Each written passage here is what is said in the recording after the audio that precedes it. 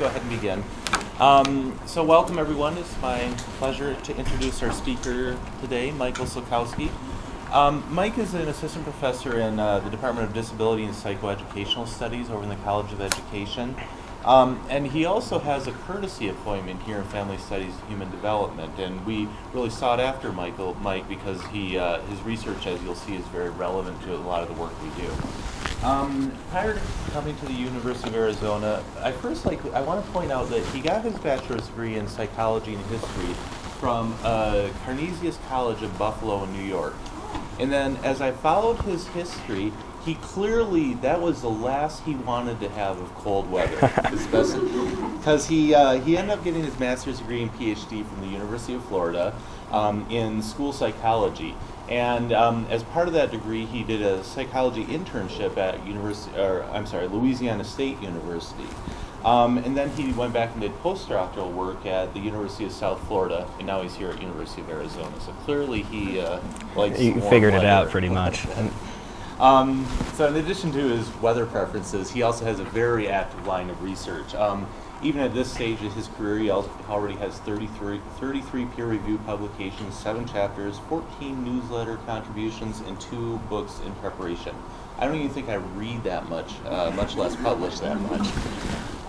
His line of research focuses on risk and resilience factors in the academic and psychosocial outcomes of youth, and he's made specific contributions in terms of school violence, student mental health, and learning environments for adolescents. Consistent with his talk, a lot of his research focuses on victimized or homeless or otherwise disenfranchised youth. And he consistently focuses not only on internal factors, but on the environmental factors and how they can contribute to youth adjustment. So with that, I'll go ahead and turn it over to Mike, who's going to present, maybe I'll try to read it, Homeless Youth in the Borderlands. That's a hard one to read from sideways. I'll let you just take it. A bunch of stuff. Thank you so much for that introduction. Regarding the courtesy appointment, Stephen, I haven't received the check for that yet, so I guess it must be in the mail. Well, thank you all for coming here today. This topic is important to me, and it clearly is important to you, because this is kind of the time of the day when I think everyone's circadian rhythms are kind of hitting that point where it's nap time and it's a Friday and it's beautiful outside. So there are definitely barriers to coming to this presentation. Certainly there are barriers to providing services to homeless youth. We're going to get into that later. The way this presentation is going to work is I want it to be as interactive as possible. So if you have any questions, feel free to stop me, raise your hand, contribute. If you have personal knowledge, we all have different experience in this room, and to be frank and to be honest, nobody is an expert on this topic. And that's what I've learned as I've tried to develop expertise on this particular issue. So value your contributions. I'm going to talk first about prevalence rates, and prevalence rates at the national level, within Arizona, and then locally regarding how many homeless youth are out there. And then we're going to get into some issues related to how this population is impacted, what different typologies exist, and how a lot of this is nebulous and needs to be defined more clearly in research. And then the particular issues that are encountered by homeless youth. And I'm just going to say it right now, that part's going to be pretty depressing because the challenges they face are substantial. But this presentation is not necessarily to galvanize you emotionally, but provide you with the best research that's been conducted on this topic to date. And then talk about some things that can be done at the federal level, at the state level, and at the local level to help support homeless youth in the myriad of needs that they have. And then I'm going to end with a study which I think is a little bit uplifting and can speak to promising efforts in the future to engage this population. Any questions before I begin? All right. So let's first and foremost try and estimate how many homeless youth there are. So does anyone want to take a guess how many homeless youth are in the United States at the national level? And you don't have to raise your hand, but try and come up, and if you have a piece of paper, write down an estimate. What about at the state level? And then how many are here in Pima County. And the person who gets closest to the estimate wins a free bottle of water back there, courtesy of McClelland Institute. So everyone has their estimates. Well, it's hard to really even come up with a reliable estimate because of contextual factors related to this population. So there are different definitions that come into play. Some of these are federal and legal definitions. Others are by research teams. So these tend to focus on a number of different contextual factors like the chronicity, so how long people are homeless, the frequency, how long do the episodes exist. The phenomenon, of course, is moving in the sense that someone might be homeless for just one brief episode in their life, whereas another youth might be homeless for multiple episodes. So the surveys that are done normally are point-in-time surveys, so they just try and survey a whole population all at one time, and you're going to miss a lot of people who have been impacted by homelessness but might not be currently homeless, or people who are so substantially at risk that perhaps they really would be more consistent with the phenomenon associated with homelessness, even if they're not defined in that way. So this is a difficult thing to sample.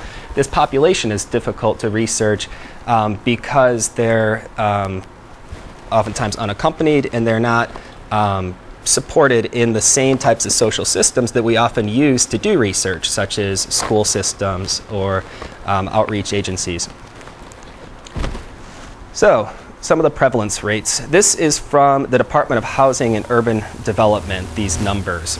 And if you look at these data, according to their estimates, there are about 600,000 homeless youth in the United States, a little more than 10,000 in Arizona, and a little bit more than 2,000 here in Pima County or in the Tucson area. This is homeless globally, so this is adults and youth. And as you guys are going to soon see with other estimates, this is a gross underestimate. So even if this is the low mark, it's still a substantial problem. However, this is a huge underestimate. If you look at the trends over time, these figures would suggest that homelessness is decreasing at the federal, state, and local level. And I'm going to argue that that's probably not the case. And then here are some slides that just show kind of the trend from 2009 to 2013 as far as the estimation of homelessness. So a decrease federally, a more precipitous decrease at the state level. And this actually looks pretty good as far as a reduction locally. So this might make people feel pretty optimistic, seeing these declines in the numbers of individuals who are homeless. However, this study is really limited in its ability to generalize. There is not a focus on homeless youth in this study, just as an initial caveat. And it's a point-in-time survey that's done in January. So thoughts on that? January, how would homeless levels fluctuate throughout the year?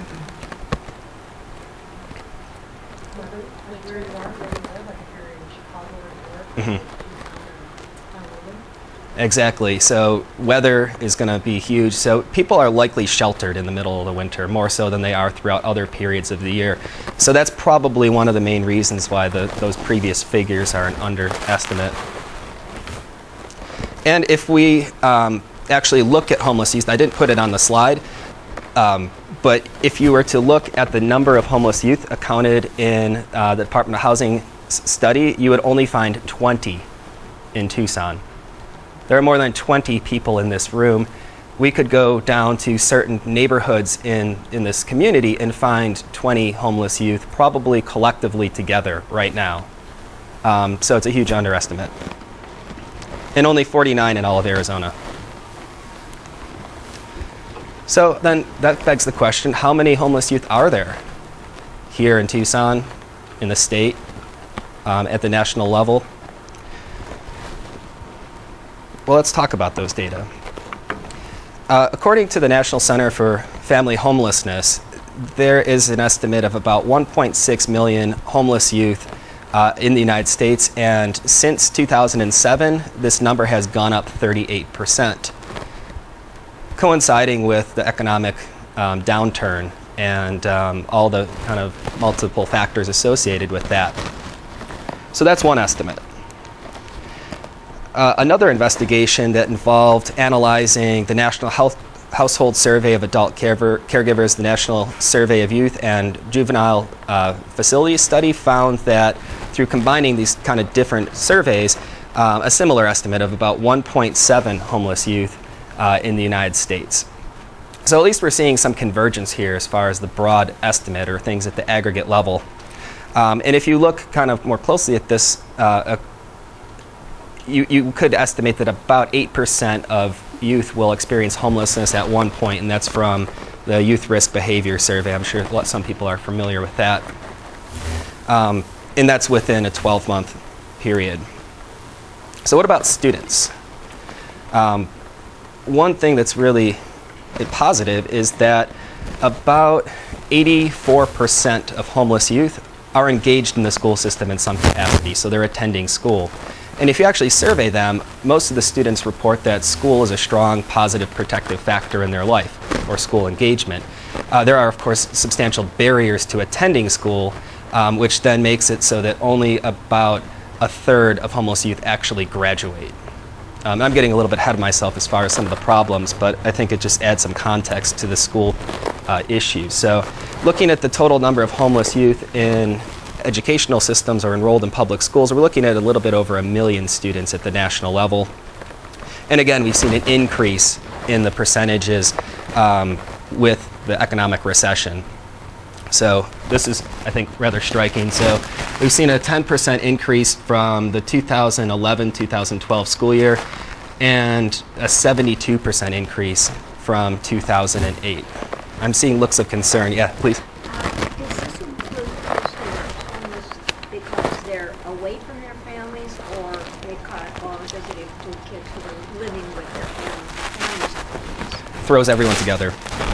So we're not. These kids are not isolated from their families. Right. So, well, some of them might be. Their families might be homeless, and they might be as well. Then there's the phenomenon of being unaccompanied, where you don't have a caregiver or a custodial relationship with someone. And I'm going to talk about the different typologies in a little bit, but that's a great question. This is just the big picture, the aggregate level. And again, it's kind of just one point in time that we're looking at here as far as when these surveys are conducted. What about in Arizona? Well, the situation is rather dire here. It troubles me to say. The National Center for Family Homelessness came up with a 4-point measure of how states are doing compared to one another as far as serving homeless youth, and they looked at the total extent of homelessness, so total numbers, child well-being, so how the youth tend to be doing, risk factors associated with homelessness, and then state and policy efforts. And as you can see here, Arizona was ranked 47th out of 50, and we've dropped quite a number of places since 2006. So not only is the situation problematic here, but it arguably could be getting worse as well, as far as what homeless youth experience here in the borderlands. And contributing to this low ranking is high foreclosure rates, so the economic issues as far as increasing the number of homeless youth and families, and kind of a limited number of services that are available. Yes, please. I have a question. Where it says the study increases the number of homeless children, is that homeless children that are here locally and then become homeless, or is it the homeless children that are moving into Arizona more? I don't know. I'm not sure. But I would think because we have nicer weather here, like I think about, and like the homeless population in San Diego, more people go there because it's better weather year-round to be outdoors. Yeah, the children sometimes lack the capacity to really move to different geographic regions in the way that adults often do. So, Most likely local. yeah, most likely local. That would be my guess. Yep. Can you tell us again what you mean when you say homeless? And I'm sure there's a different range of definition of that for these different surveys that you Sure. Can you explain that just a little bit? The most common definition is from the McKinney-Vento Act, which was reauthorized under No Child Left Behind a few years ago. And what the definition is that they use is basically unaccompanied. So they're not with a family or caregiver or a custodial relationship, a relative or someone like that. So that's probably the clearest definition. There's still some ambiguity in that definition, but I think unaccompanied is probably more accurate sometimes than homeless. And homeless actually, when working with these youth can be a derogatory term that you wouldn't want to use. Very few people identify with being homeless. They might identify with the situational factors that contributed to them living on the streets, but homeless in itself is something that most people don't carry around as part of their identity. I use it just for convenience for this talk. Thank you. And it's something that may be one night or it may be longer periods, right? Right, it could be one night. Sometimes the surveys that are done will count someone, and that homeless population, if they were on the streets for one night. The range, I think I actually cover later on, tends to be extremely variable. So it could be from one night up until youth who have been living on the streets or outside of a custodial relationship for up to 8 years is the highest number or the largest amount of time that I've seen. So yeah, it's a very heterogeneous population, which makes research on this population pretty challenging. However, when you start to see commonalities in this population, even though it is diverse, then it kind of speaks to at least similar experiences that a lot of youth are encountering. So let's look at the data in Arizona. If you look at the total student population, homeless youth or unaccompanied youth in Arizona account for about 2 to 3% of the population, and you're seeing kind of a little bit of an increase in the actual numbers of homeless students. So in Arizona, the last estimate would suggest that there are a little bit more than 31,000 homeless youth, and that's increased since 2006. And then here's a graph that illustrates kind of the change, which is kind of the exact opposite of the previous graph that I was showing regarding the total number of homeless people in Arizona. Now, what about locally? The situation is perhaps even more problematic in Tucson than it is at the state level, and that's evidenced by almost a double in the percentage of youth who are homeless here in Pima County from 2006. So we're looking at about 4% of the total student population would be determined to be homeless by the McKinney-Vento stipulations. So what do you make of the next survey that shows you down by 40%? I think that survey, why they see a decrease, they argue that there's an increase in resources that allow for people to be more connected to social institutions or maintain housing. I think it's a methodological artifact, really. I don't know if that's a true argument. Do you know if they count it in a different way? Or? They do. They count it. I don't remember specifically what their definition is, but it's definitely not the McKinney-Vento Act, which applies for children who are engaged in schools. It's, I think, more consistent with what adults experience as far as homelessness. Good question, though. And here's a graph that illustrates kind of the trend here in Tucson. Oh, sure. Co-housing, so families living in multiple family housing, which part of the foreclosure, so entire families moving in with other families. Those children probably wouldn't be deemed eligible to receive services under McKinney-Vento if they lived under a roof with a legal guardian. I thought it was part But of it could be. I should have put the actual definition down on it. That's okay. So what are the typologies we're dealing with? Well, you have situational runaways, and these youth oftentimes, due to conflict with parents, will leave the household for a short period of time and then reintegrate back to the family. Then you have runaways that are a little bit more chronic, so they might run away and live in a different setting or with friends or some other living arrangement. And then you have throwaways. These are youth who are almost actively pushed out of the family by caregivers. And then systems youth who aren't really connected very much to any type of family structure or system, but they get by through public supports. So out of these, which ones do you think would experience the most psychosocial difficulties? Systems youth and throwaways, yeah.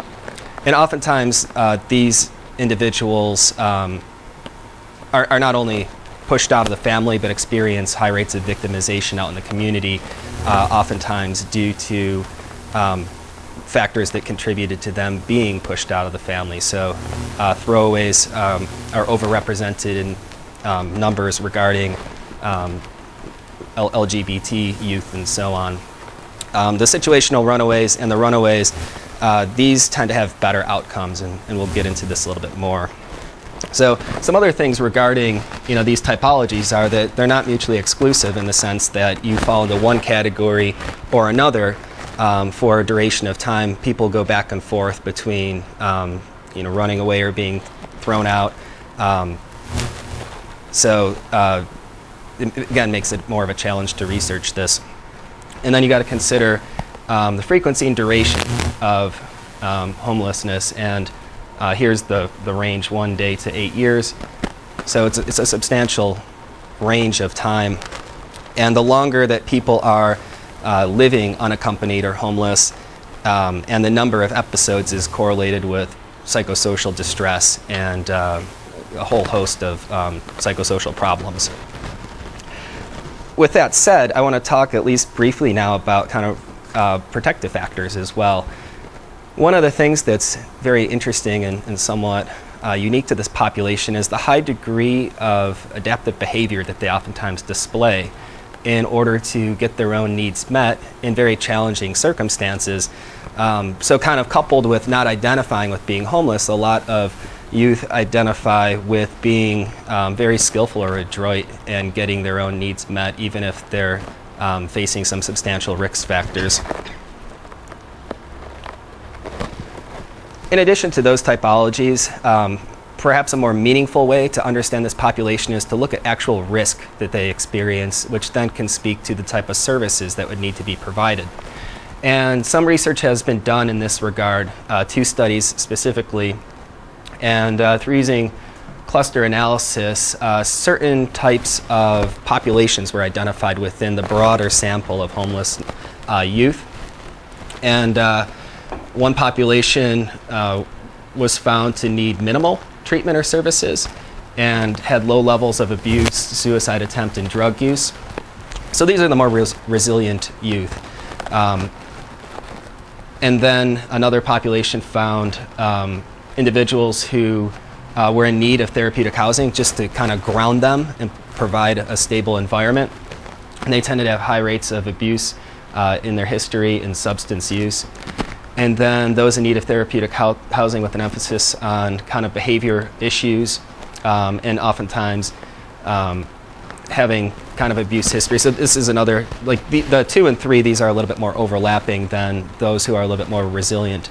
And then there also was a population that was extremely at risk and needed comprehensive treatment services for substance abuse, for their trauma history, for even just providing them with services to meet their basic needs.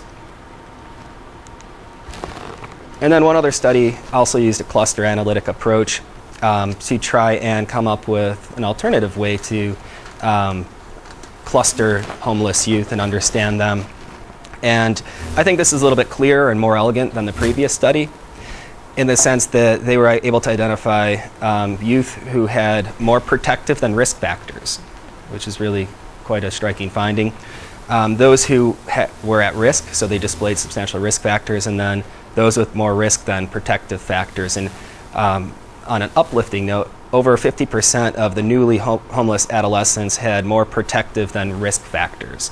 This particular study only looked at individuals who had been homeless for up to 6 months. So it kind of speaks to the issue of during this initial episode or initial period of becoming homeless, that's when you got to catch these youth and provide them with support and interventions, because they might have protective factors and resiliency factors that you can build on top of when they're homeless and displaced for a greater duration of time after or post 6 months, then what ends up happening is it seems like the risk factors overwhelm the protective factors.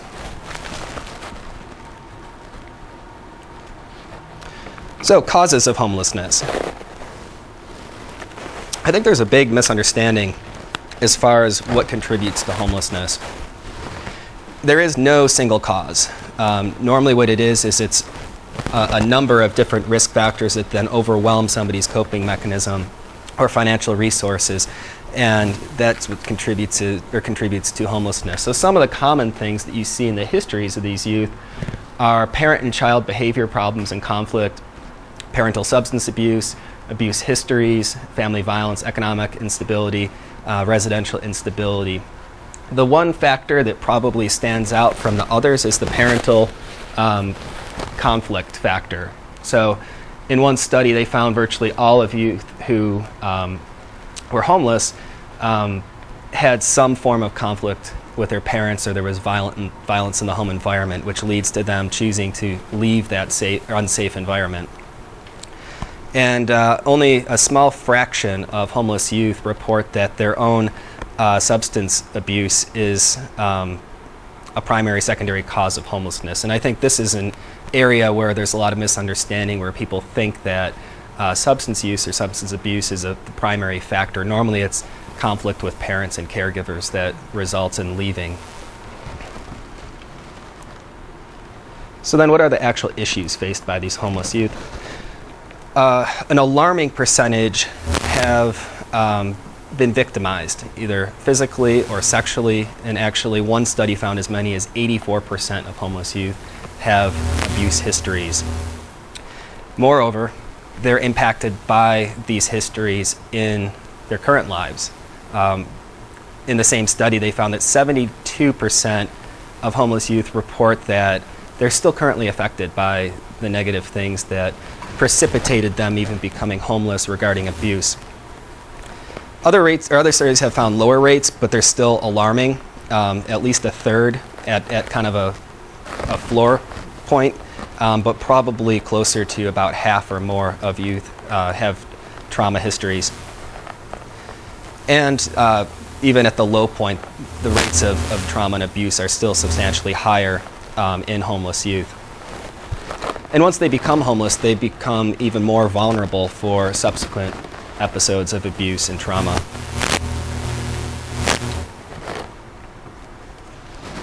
So, and this is due to the instability of the environment and the lack of supportive adults to protect and shield these youth. Homeless female youth in particular are at a higher likelihood of being victimized, and that's prior to becoming homeless and then after becoming homeless. So there's actually one study that found that homeless youth who have previous abuse histories are twice as likely to experience subsequent abuse after they run away, due to kind of the challenges associated with the environments that they live in. An alarming percentage meet diagnostic criteria for a psychiatric disorder, according to one study, 86%.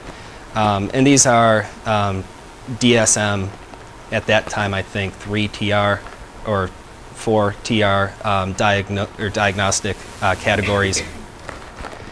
So kind of just breaking this down, a substantial percentage meet criteria for some form of a disruptive behavior disorder, more than half. And then you also see high numbers of homeless youth with mood and anxiety disorders and post-traumatic stress disorder. And then you also see a very high percentage, given the base rates of this in the general population, for schizophrenia or early onset psychosis in this population. So it kind of speaks to the stress diathesis model. So you take someone who could be potentially vulnerable, put them in a very unfavorable environmental circumstance, and it can lead to kind of the manifestation of psychopathology, that if the protective factors were there, or if you didn't have these negative environmental factors so poignantly impacting these youth, maybe those things wouldn't be expressed. Other studies have found much larger percentages of PTSD in the population of homeless youth that they've looked at, approaching a quarter to a third, which is related, again, if you have such a sizable percentage, 84% of youth reporting trauma histories, it's not surprising then that you would see such a high rate of youth with PTSD. A substantial number of homeless youth also use substances, and somewhere between 70 and 90% according to some estimates. And these youth are using this, from my perspective, probably as a form of maladaptive coping, dealing with the adverse circumstances in their environment. And you can kind of look and see that marijuana is the most commonly used, followed by alcohol and tobacco, and then a smaller percent use amphetamines, crack cocaine, and heroin. But compared to base rates, these numbers are alarmingly large, or base rates in the general population. One study actually found that homeless youth reported using substances 22.7 days out of the previous 30 days on average. So in addition to just trying and sampling these drugs, they're chronically using oftentimes.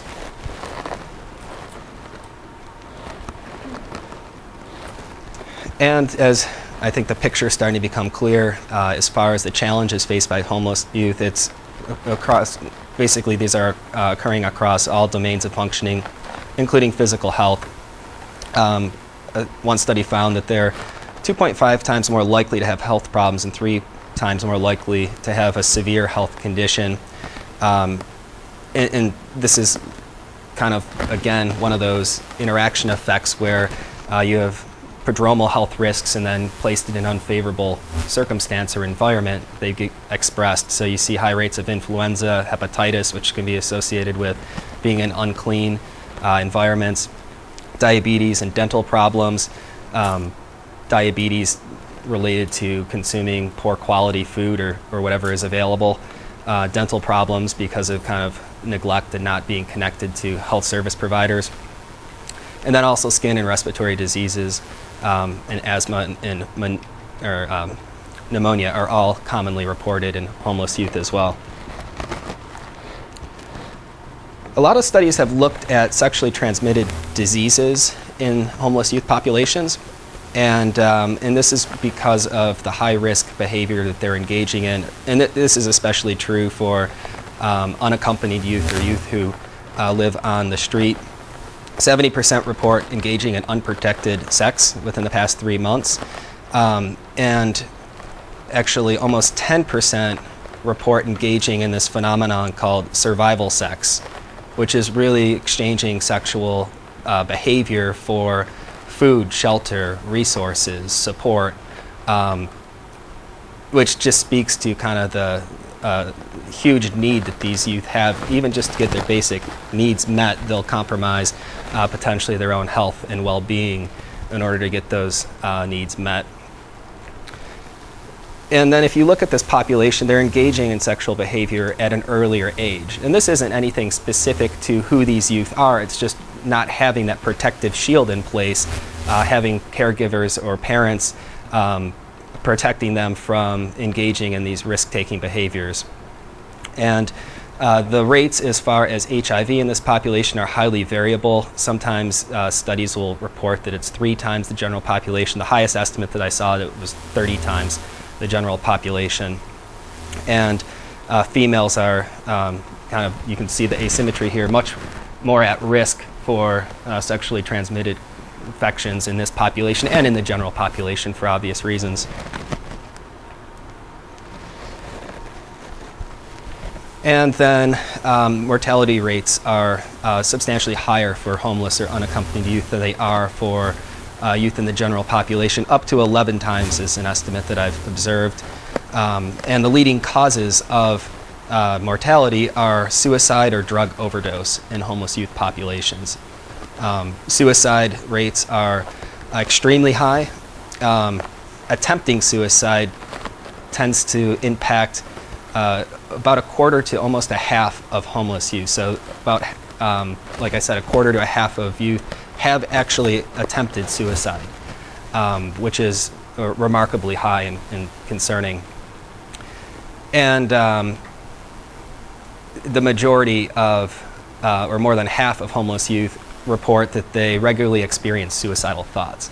So even if they're not attempting or completing suicide, the distress that they experience is so extreme and pervasive in their life that they're having suicidal ideation.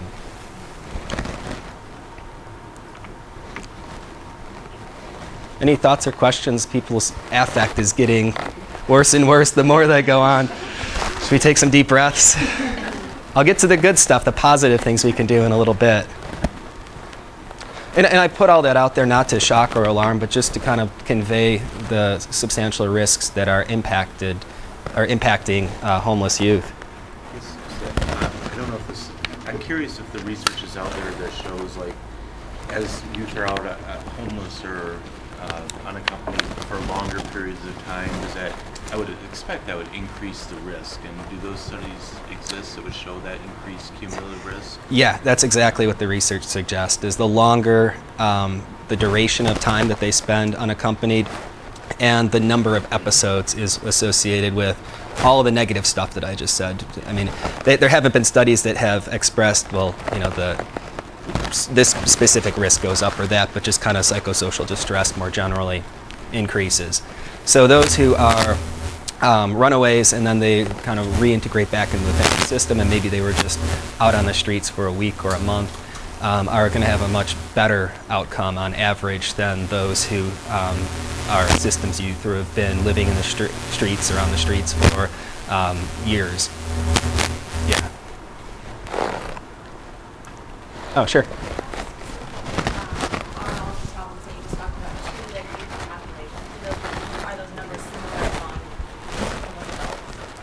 I don't know as much about the adult literature.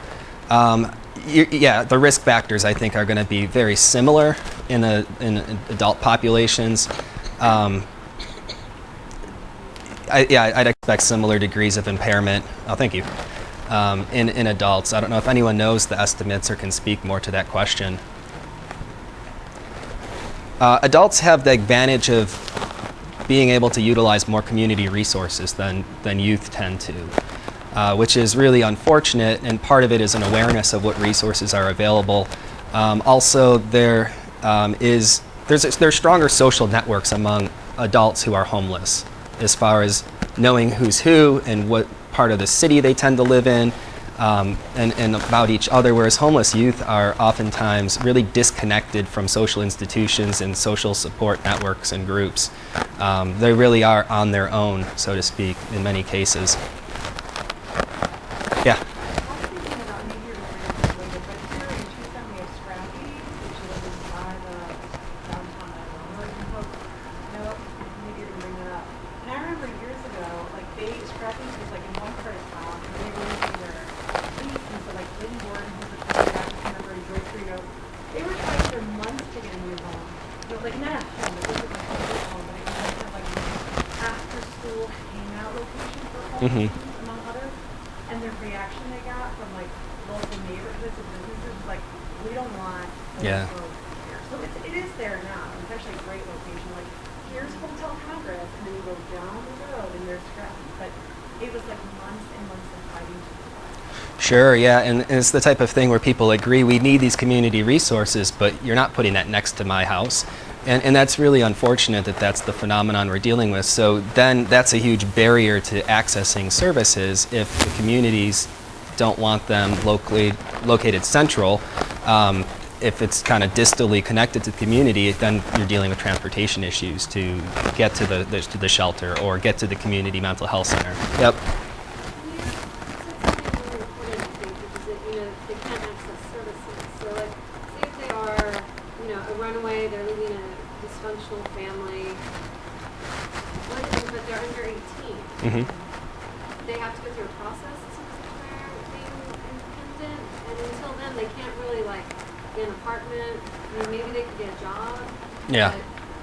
Maybe they don't have all the other things, their own paperwork, right? Right, exactly. And it's tough. And with the McKinney-Vento Act going in play, I think in 1987 initially, the idea was to reduce some of that problem in the sense that having the right documentation and records to start attending school. And so now with McKinney-Vento in place, schools can't turn away homeless youth, and they can't redistrict them if their living circumstance changes. So that's one thing that's been done, but there's oftentimes in this population a huge reluctance to even trust adults or community agencies, or to even have the kind of the wherewithal to go and get the type of documentation, forms, paperwork, and stuff to apply for, like Medicaid, for example. They're all eligible for Medicaid, at least most homeless youth, but only about half of homeless youth have any type of health care. So even though all of them are eligible, half are not utilizing services that are freely available to them.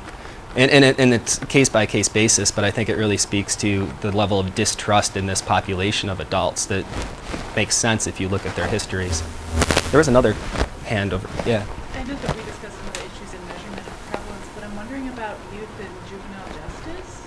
Mm-hmm. And I mean, are they captured in those numbers? Is that a different situation? A lot of overlap there. Off the top of my head, I'm not exactly sure about the percentage, but it's probably about a third have been engaged in the juvenile justice system.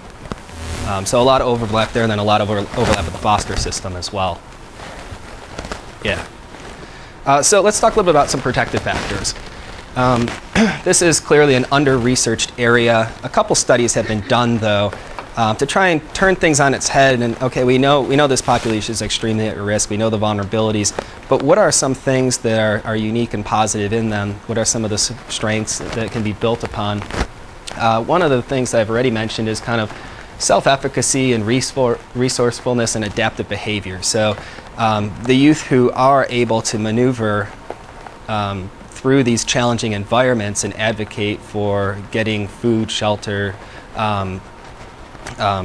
things like this, are clearly displaying pretty advanced adaptive behavior.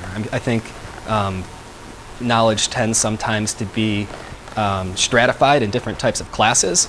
And I think us right now, we probably, as people who I'm assuming all have homes or someplace to stay at night, would probably have a lot of difficulty if we were put out on the streets and had to function in the way that these youth do. We'd have a steep learning curve as far as understanding where to go to get for free food, where to be able to get a blanket or clothing or things like this. So those who are already functioning in that environment are displaying, like I said, pretty substantial adaptive behavior, and they will tell you that they are, and they will tell you that they are making it on their own. And they will tell you that they have faced substantial struggles and they've overcome some huge obstacles.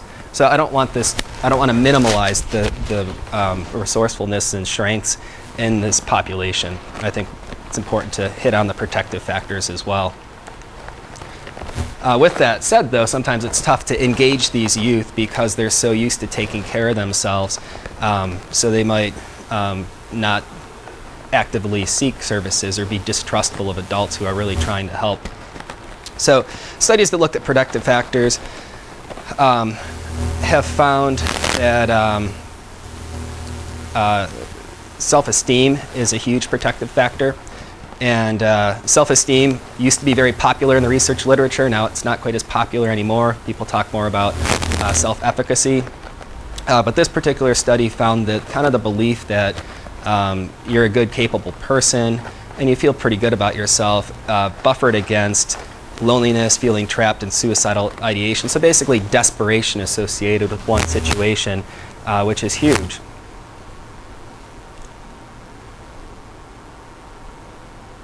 So the upshot of this particular study was that we should be focusing on the strengths of the population with regard to engaging them and providing interventions, as opposed to focusing the myriad of risk factors that we've gone through.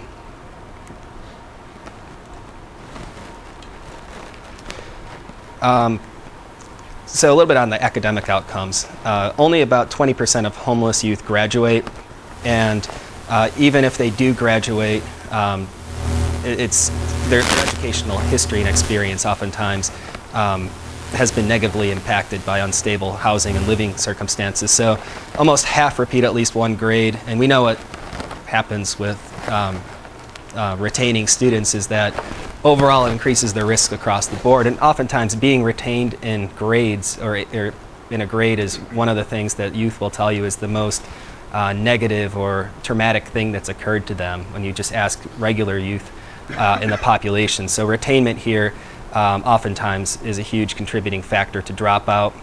A lot of them, about a quarter, are failing a class, and almost half are in jeopardy of failing a class. And these academic struggles are marked, and if they drop out, dropping out of school is actually it is the most important factor that often leads to the phenomenon that Noel just brought up of chronic homelessness and the negative outcomes associated with that. So school engagement is huge as far as getting these youth through the kind of difficult developmental periods where that's hard enough for everyone, but if you're homeless, kind of weathering that storm is markedly more challenging. So that's kind of the turning point is dropout for a lot of these youth from being more robust and weathering a lot of the distress they experience to then becoming more of a chronic homeless individual or systems youth population part of that group. So what's the solution? In the, let's see, remaining 40 minutes, I'm going to completely solve this for everyone. So not true, but there are some definite improvements that can be done. I would argue that what we need are multi-tiered integrated systems of support that meet the youth where they are, whatever community they're currently residing in, and provide them with a range of different types of supports. So some of these youth, as we've looked at kind of the resiliency factors and the different typologies, might just need a cash stipend to buy toothpaste, clothing, things like that. Others might need mental health supports. Others might need a stable housing environment. And some might need all of this and more. Unfortunately, there is nothing in place that provides all of these different types of services and supports. You have, across the country, different agencies that provide a different range of services. So in some places like San Francisco and Portland, you do have integrated centers that provide trauma-focused CBT for the youth with trauma histories, and housing supporting services, and steady, healthy kind of housing and food and all that kind of stuff. And then other communities have little or nothing and don't even provide cash stipends and stuff like that. So it's really variable. What needs to happen is, I think, schools need to step in and start providing services to homeless youth through the Affordable Health Care Act, through changes in educational legislation, through fully utilizing McKinney-Vento, and then through using protections in IDEIA as well to prevent these youth from potentially being expelled. What I think currently exists provides a lot of opportunities to meet the needs of homeless youth if utilized adroitly and effectively. My guess would be, and I haven't done this yet, but I will, is if I were to ask a room of this size of teachers who the McKinney-Vento liaison is in their particular school, my guess would be fewer than half would know who that particular person is and what types of roles and responsibilities that person assumes.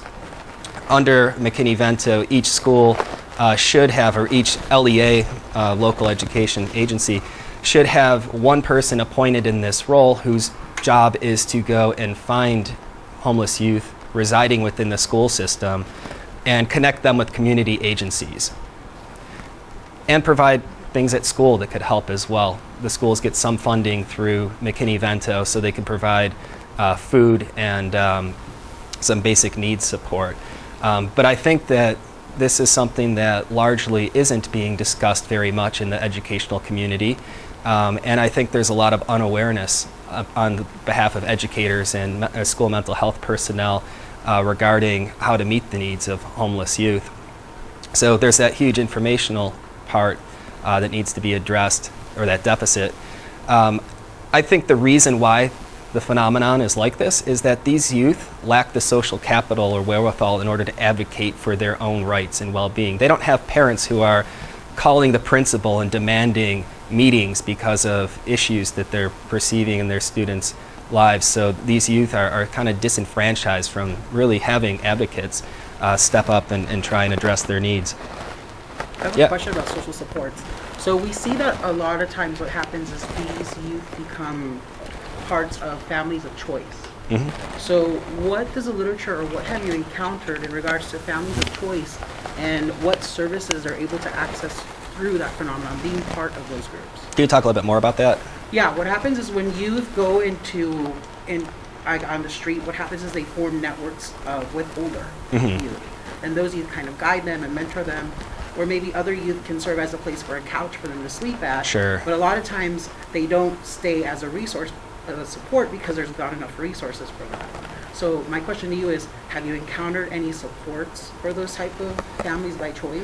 Yeah, in your it literature? comes down to, I think, local agencies that might be nonprofits that are funded through donors who then provide services either at school or out of their own building.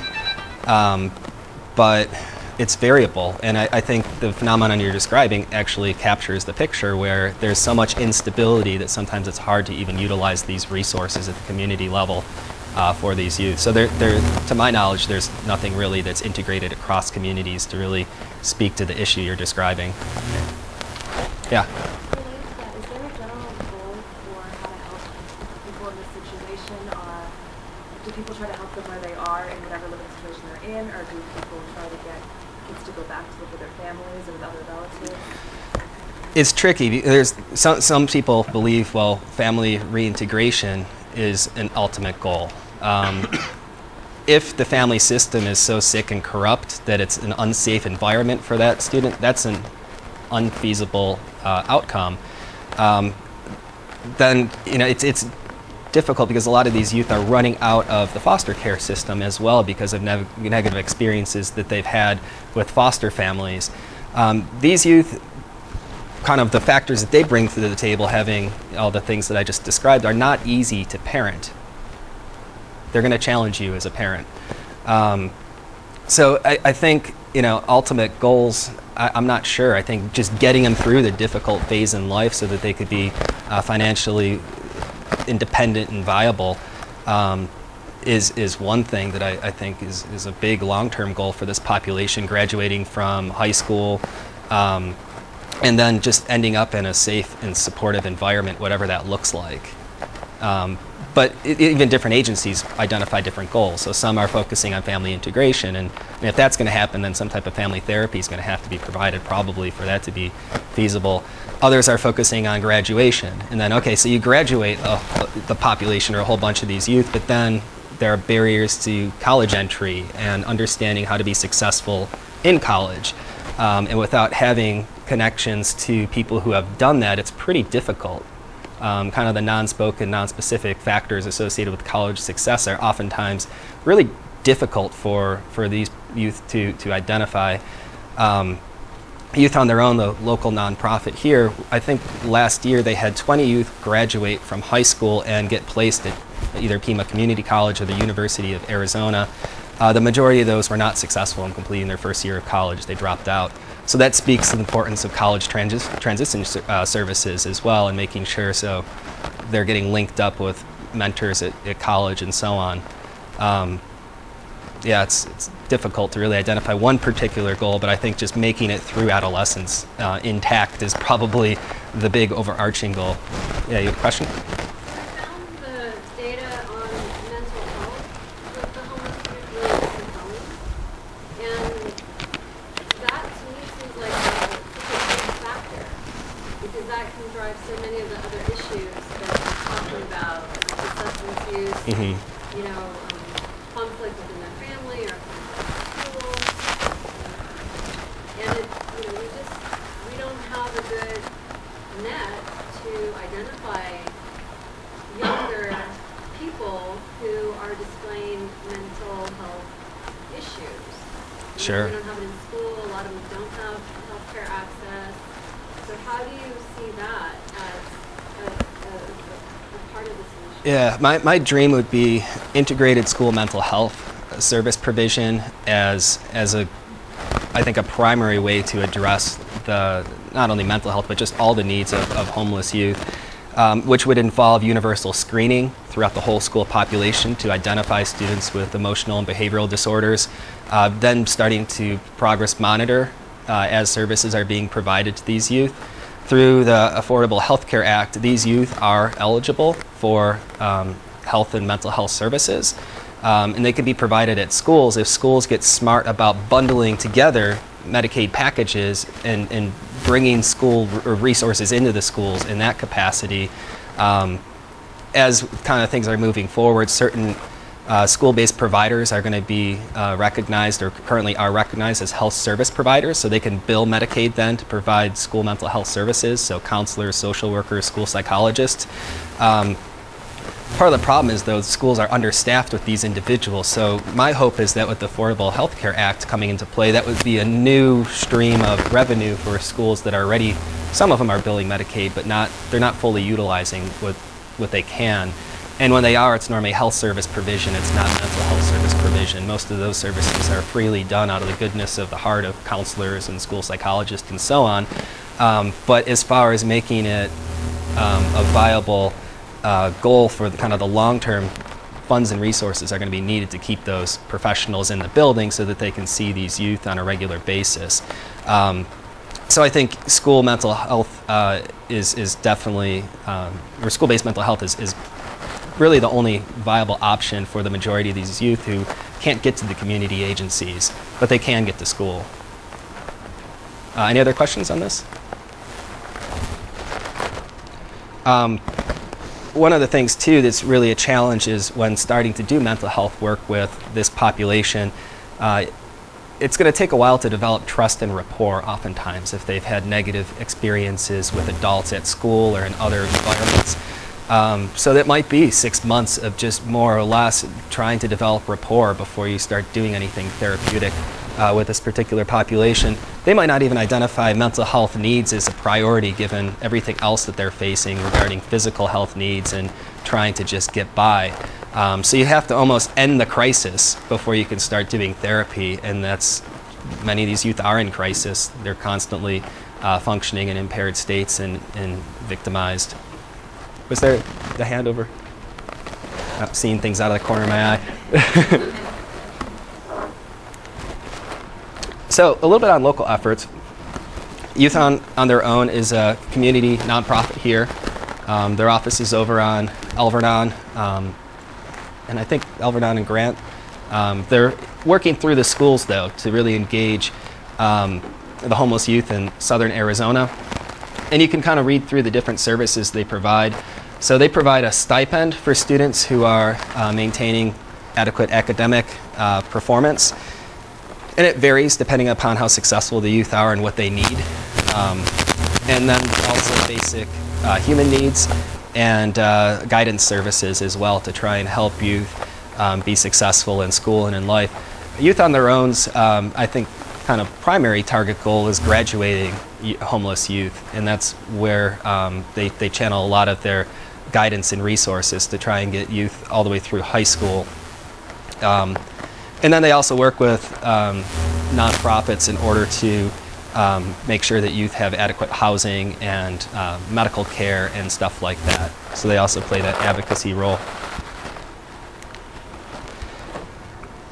And they serve over 1,000 youth in Tucson.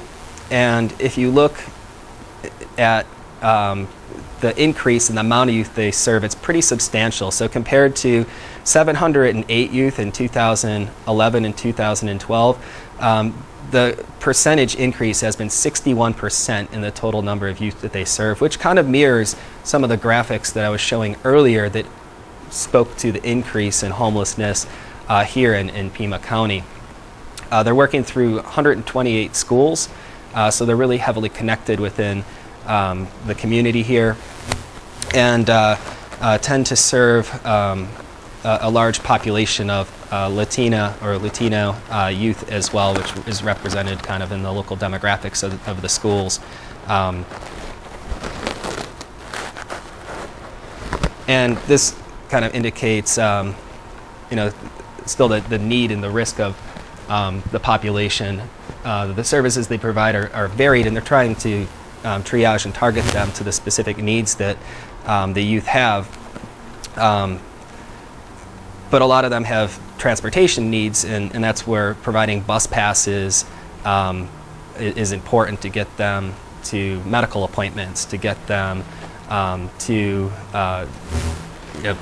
all the types of things that become much more difficult when you don't have reliable transportation.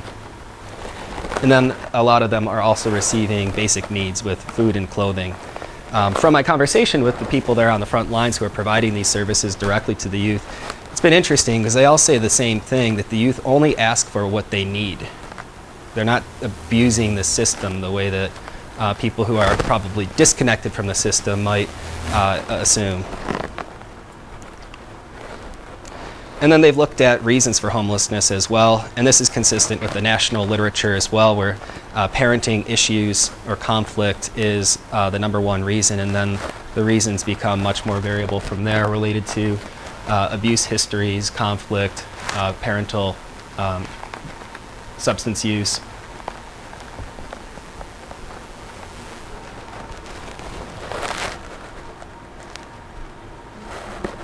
Oh, sure, yeah. But we've been reading a lot more literature about mixed status families and how the mass deportations are affecting children, because if the parents get deported, the children may end up on their own. Sure. So I haven't seen any of that in what you've presented so far. Is there any research out there? Sometimes the children are citizens. Yeah. Anecdotally, I've been made aware of this situation. I'm not aware of any study that has really specifically targeted. I think it's definitely an area that needs to be researched. And the situation you're describing is really, really unfortunate when the parents are deported because of they're undocumented, yet the children who were born here can stay. They're definitely being served by youth on their own here locally. I'd have to have a conversation with them regarding the specific factors in that subset. There's not very clear federal guidelines about how to Yeah. handle those situations, and often the families have created their own internal, if this happens, this Supports, is, yeah, within the community, later, yeah. Right, they right. handle it in a way that, they try to prepare, but it still means that a child will be. Right, exactly, and it's a broad problem that's happening across the nation. I know Illinois was having major issues, and I think the state level they've tried to add some additional protections, but I'd have to do more homework to really figure out what's that phenomenon is, I think, still largely misunderstood, and they're not going to be coming out with information because they're hiding. They're afraid from, and oftentimes for their own, for good reasons. Yeah, because the system abuses these particular youth, if not purposely through the way that policies were written, but indirectly through the neglect of taking care of their needs. Yeah. I know when I was working in the schools last summer in Mexico, I saw the same thing, but I think it was the father who was deported, the mother was naturalized, and the son had been a U.S. citizen, and the son just traveled back with him. So I think it's mixed. Some families just decide it's better to remain as a family unit and then go back to the country of origin, regardless of whether that's the child's home environment or the environment they're familiar with, or disconnected. There's little foster care that we're on about that. Like if your parent dies or there's like problematic parenting or violence, like CPS is not contacted, or do they run away from foster care? It's variable. Some youth might avoid being identified because of fears associated with being brought into the foster care system. So they remain unaccompanied. Others end up within the system. Others run away from the system. So I don't think anyone really has a handle on that particular issue very well either. And is youth, That probably a big percentage of that 19 to 21-year-old population is aged out of foster care. They have, yeah, and developmentally they might be 21 years old, but as far as that period of growth and development where you kind of learn how to become independent. Well, that's been lost on a lot of these youth. So even if you're 21 and you're an adult and legally recognized, some of the issues that the youth are facing are very similar to what you would expect in an unaccompanied child at a much younger age. So developmentally, the age might not match necessarily the level that a lot of these youth are at, because they've had the protective shield shattered at an early age, and then they have to deal with the fallout of that. And focusing so much on getting basic needs met for a substantial period of development is going to impact everything else down the road.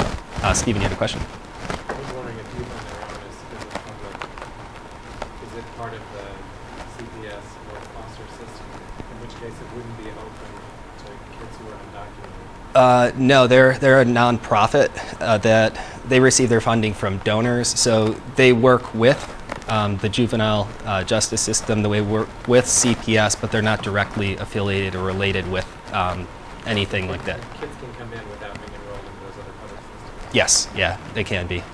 They're following the McKinney-Vento Act as far as providing services to youth, and so they're following that definition. They didn't always, though. They were, I think, a little bit more liberal in taking some individuals who maybe didn't need as much support with kind of the increase in this phenomenon. I think they're prioritizing those who really do and following the McKinney-Vento guidelines. And then they work with the schools, and that's why the McKinney-Vento Act becomes so salient. Yeah? When I was going to mention another local project, you may already be aware of the Ice Cream Project, which is run out of Suro, and it's more in line with what we talked about being more comprehensive, because it's brought together, if I recall, it's Kodak, Open End, Our Family Services, Safe, and Wingspan. So it's a almost like a beta project or a trial project. So they're serving only maybe a few hundred youth. But if you're not aware of it, it seems to be in line with what you're advocating as far as. Yeah, is anyone getting any data on this, or? I mean, they should. I mean, I believe they started or are near the end of year 5, so they should have a lot of data at this point. And that's, I forget who's the PIs. Is that Sally Stevens? Oh, okay, so yeah. Okay, yeah. So I'm sure they would be happy.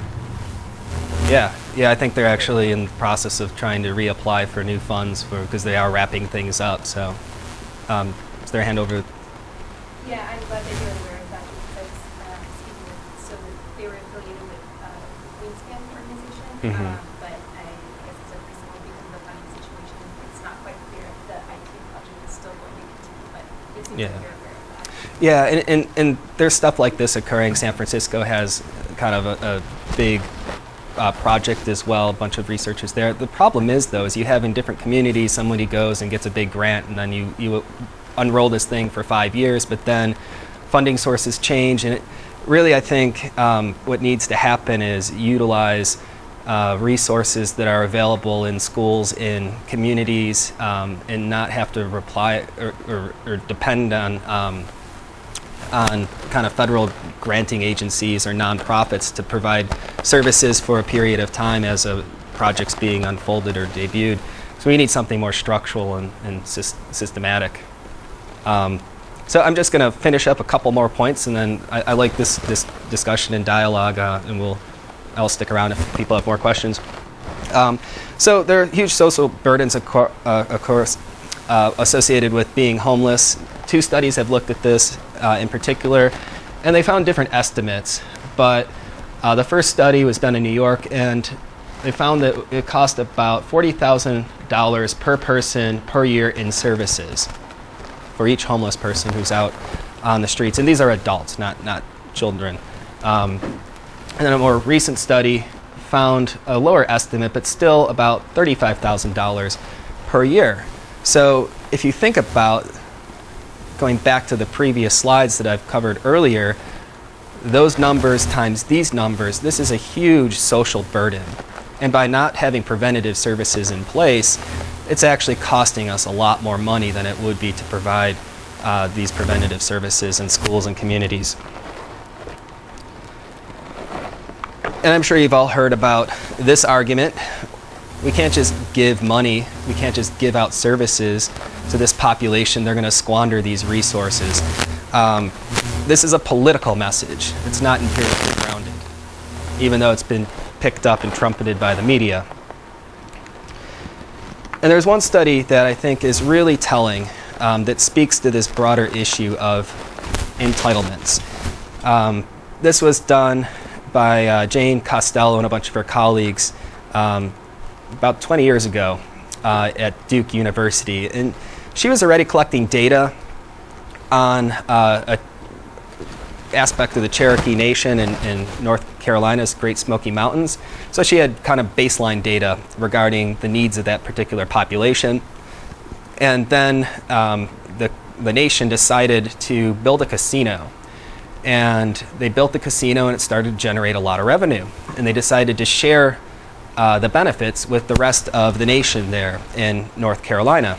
So they started giving out $6,000 per person annually to each person, each member of the nation.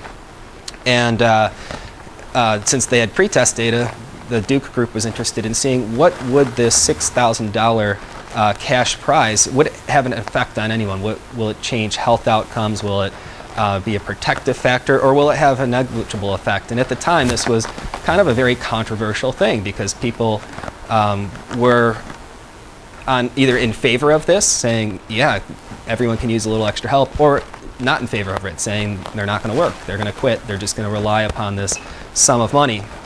Well, what the data showed is that after receiving the stipend, problems in mental health and physical health decreased by 40% among the population. So it was a substantial effect. And those who benefited the most were the most at risk. So those who were already kind of doing okay, it didn't really have much of an effect. The effect was negligible as far as their positive long-term outcomes. But those who were highly at risk were buffered substantially from some negative outcomes. So graduation rates improved over time, crimes declined, and they also found that the earlier that the stipends were received at the developmental level, the more impact that they had on fostering a positive outcome.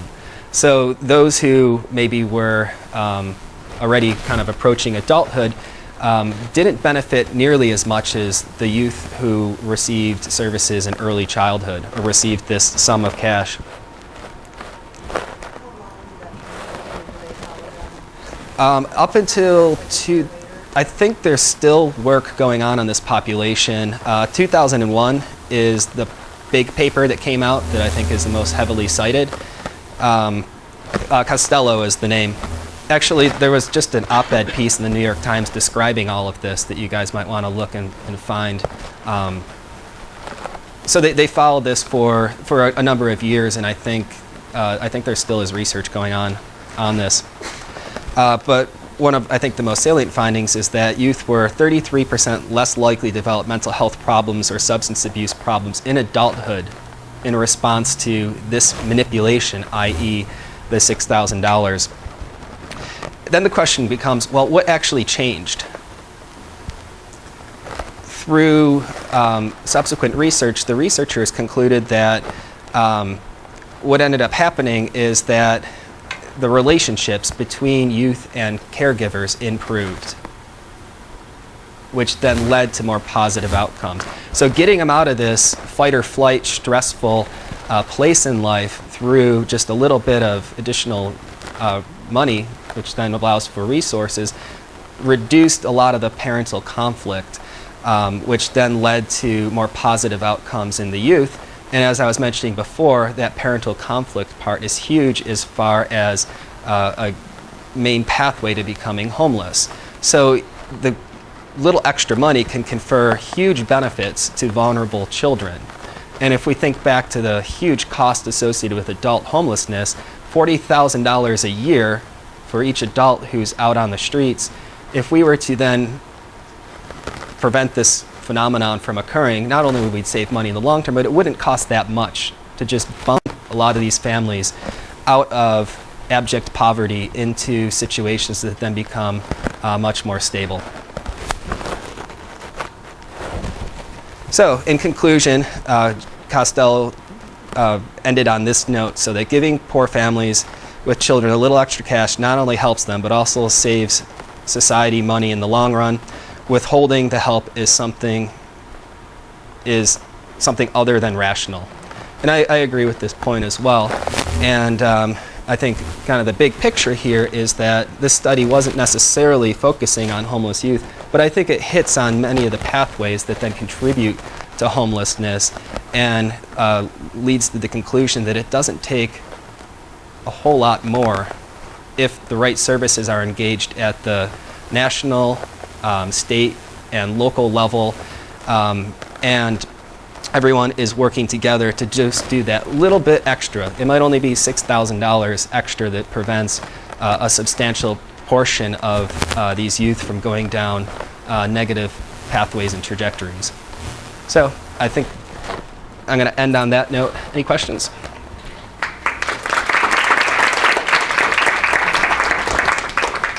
I don't know who was first. I have a question, given what the conflict borders is, if there's research or you know of research on the other side of the border, like there, that I know experience very different circumstances. I don't know. I mean, there's studies that have been done in Canada, New Zealand, Australia, generally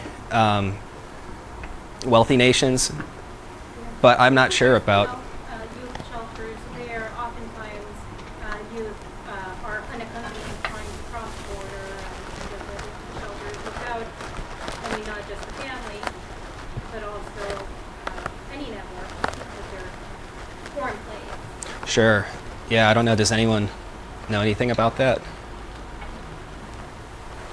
No, sorry. The research here is limited and scanty. Internationally, it's simply a big question mark as far as what this looks like. Yeah. So your citation about the amount that it costs us to there's a Salt Lake County of Utah who saw that, and they decided that they would provide homes or apartments for adults who are homeless. Mm-hmm. And I'm wondering if you think that just giving that, because in that case it wasn't a stipend, it was an actual, you can stay here and we'll pay the electricity, we'll do all that. Mm-hmm. I wonder if you think that will equate the same types of change that we saw in the Duke study, or if it's more than just a home, you actually need the money. The home will help. It will certainly help. Just having a stable environment is huge. Is more needed, probably. I mean, by the time somebody is an adult and homeless and stuck in that chronic pattern, there are so many missed opportunities to intervene early and get this person's life back on a more positive trajectory. So sometimes with adults, you're really dealing with an extremely difficult to treat population that's been impaired for decades. So sometimes it's going to take a lot more than just putting someone in a home and expecting them to thrive. But that could be it. All that some people or families need. Yeah. I'm wondering if Dan, to help answer your question, is maybe to look at the families who receive the stipends to see how the money is allocated, if there's a way that we know what the funds are actually used for. Maybe that's Yeah. do we have any information on I'm not. I've heard of the program that you're describing up in Salt Lake City, but I'm not sure what type of outcomes they're measuring. Does anybody know? No.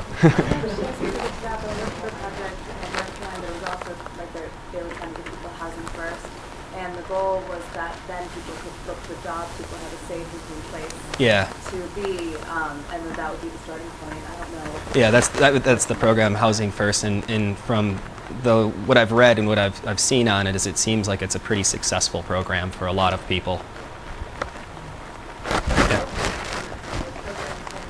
I'm thinking about being with this too, like the housing in Chicago. Like if you've ever gone and seen public housing in Chicago, they spent like millions of dollars on public housing. I mean, this is just an example. It's everywhere. Like New York, LA, California, it's a debacle. So now, like almost all that public housing has been torn down, and now they're trying what they should have done like back in 2015, like reintegrating into mixed housing, which has its own issues, right? Mhm. Or like mixed housing, so it's not just like a home, it's like the right kind of home, and then like you were saying, Melissa, it's also like community-based, because you might have a home, but then like, where's your job, where's your source of income, what's like your community impact, so it's kind of like big.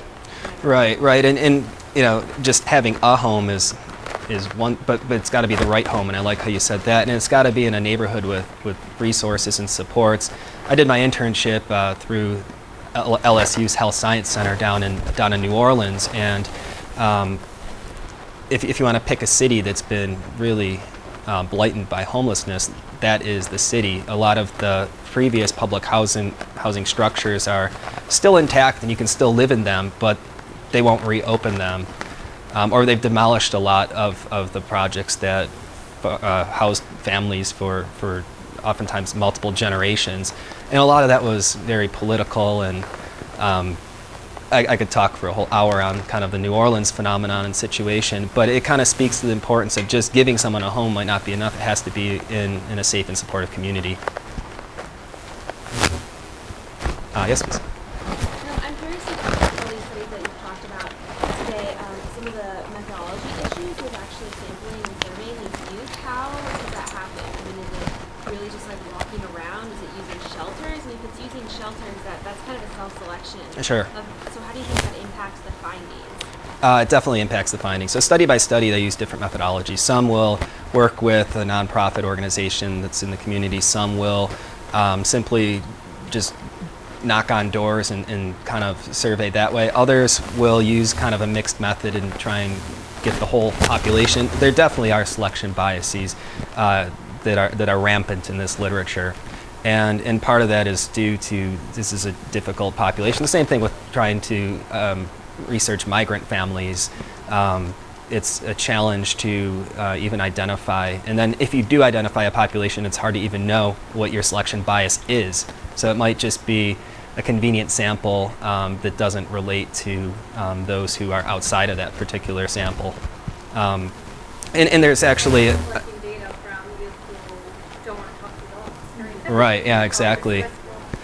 Yeah, or are distrustful of when somebody comes with a clipboard that's been a negative experience every single time in their past. So it's definitely a challenge, and all the papers basically qualify how limited the research is on this topic, which is negative, but it's also encouraging that there's a lot of room for growth and improvement in understanding this population and what they need and what services can then be provided. So there's a huge, I think, wide open area for research on homeless youth. Yeah. Do you know anything about the intergenerational transmission of homelessness?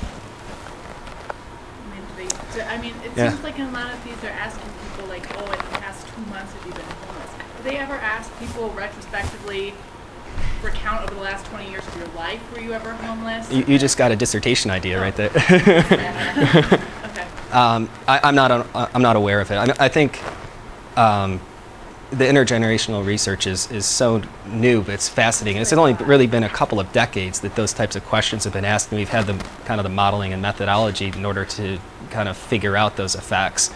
I would guess that you would see in there probably are intergenerational effects that could be explored. I don't know exactly how robust they would be, but there would be. I was thinking even from like a resilience bent. Yeah. Assuming that there would be this sort of relationship of living in chronic poverty or close to poverty. yeah, and I think that would be a good thing to look at. There was another hand, I think, somewhere. I was going to say, I was just surprised knowing you that you ended on an economic argument. I mean, are you going to, where's this headed? Are you going to be working on financial investment kinds of, economic incentive or economic investment projects? Or are you, I thought you were going to be doing stuff with kids in Oklahoma, so I'm just interested in how that. That's a good observation. It is an interesting point.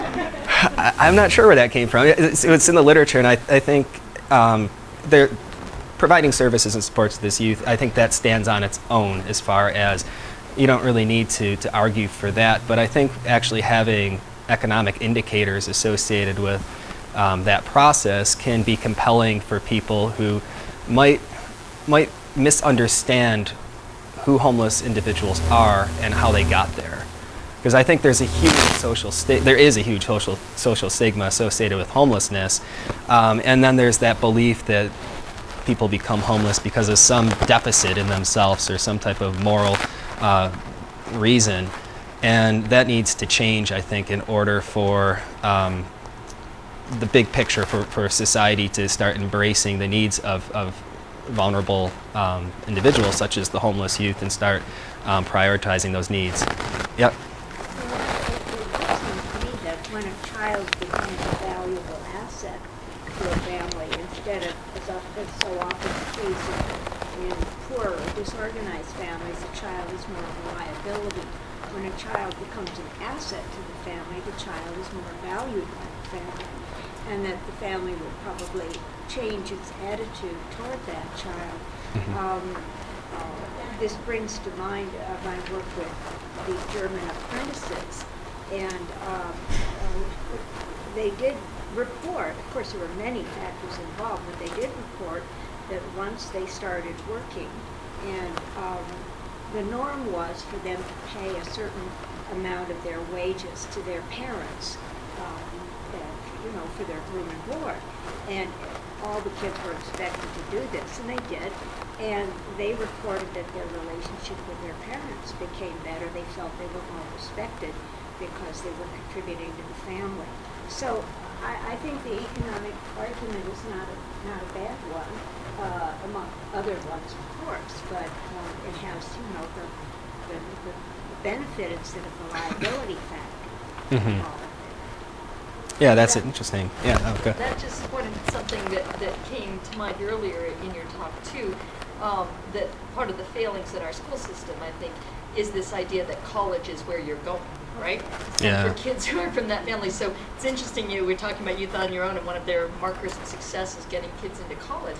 More, rather than looking at improving the vocational trainings in schools. I mean, these kids are dropping out of schools for these challenges, but also partly because that's not for them as well. Yeah. They may not be successful in there, partly because of what's on offer. And there's so much talk and so much focus in our American schools on this idea that college is the only marker of success. Sure. And if you're not going to get there, then what's the point in the rest of all of this? So more of a focus there, in how to engage youth in school by more trade trainings and vocational training, I think is a big need. Yeah, that's a huge point, and actually I didn't mention it, but one of the huge protective factors is stable employment.